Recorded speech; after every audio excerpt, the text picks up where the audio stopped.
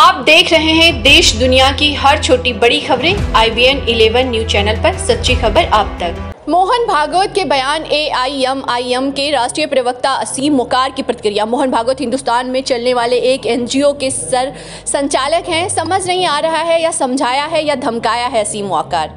मुसलमान डरता नहीं है, फिक्र करता है। जहां ईमान होता है वहां डर नहीं होता। असीम, इस्लाम पूरी दुनिया में नहीं कभी खतरे में रहा है और ना ही कभी रहेगा। असीम भागवत जी, आप जो मुसलमानों पर टिप्पणी कर रहे हैं, समझा रहे हैं या धमका रहे हैं? असीम, मुसलमानों को रोकने से पहले आपको अपने लोगों को रोकना होगा। असीम मुकार।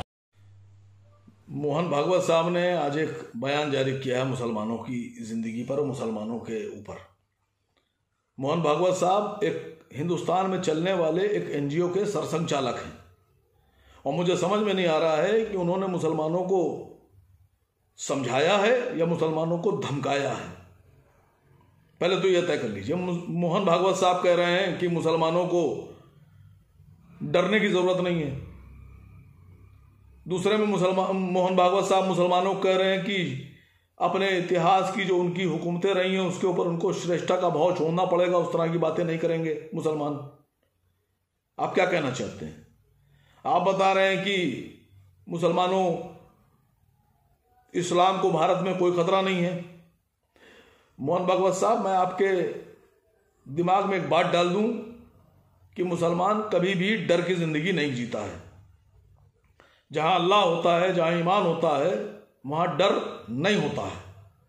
किसी कीमत पे डर नहीं होता है क्योंकि अल्लाह होता है।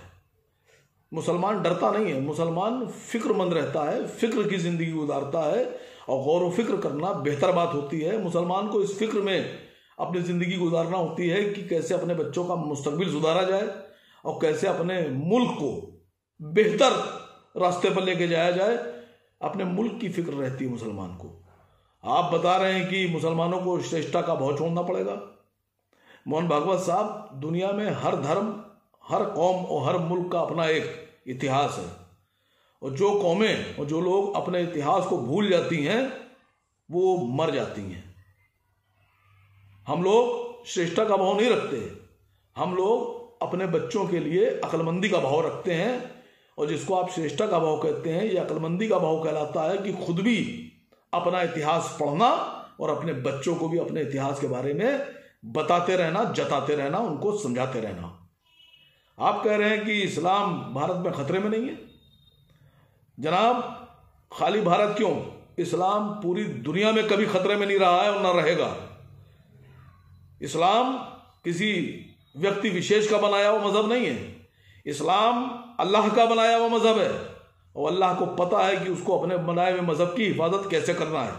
इस्लाम कभी खतरे में ना था, ना है और ना रहेगा। इंशाअल्लाह क़यामत तक नहीं रहेगा।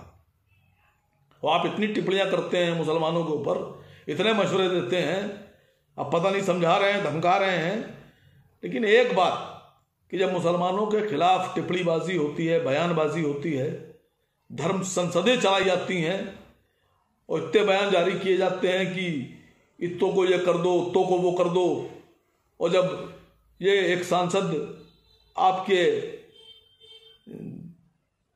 धर्म को फॉलो करने वाला कहता है कि छुरियों में, चाकुओं में धार लगाओ, और जब ये कहा जाता है कि मुसलमानों के खिलाफ नारे लगते हैं कि मुल्ले क्या किए जाएंगे और क्या चिल्लाएंगे, और जब ये कहा जाता है कि मुसलमानों के दो स्थान और हिंदुस्तान और पाकिस्तान, उस वक्त आप कोई मशवरा क्यों जारी नहीं करते अपने लोगों को? ये कौन लोग हैं? ये किसके लोग हैं जो मुसलमानों के खिलाफ इस तरह की नारेबाजी करते हैं? ये कहाँ से आते हैं? इनको बल कौन देता है? ये कहाँ से ताकत पा रहे हैं जो इस तरह की नारेबाजी कर रहे हैं और इस तरह के धर्म संसद कर रहे हैं?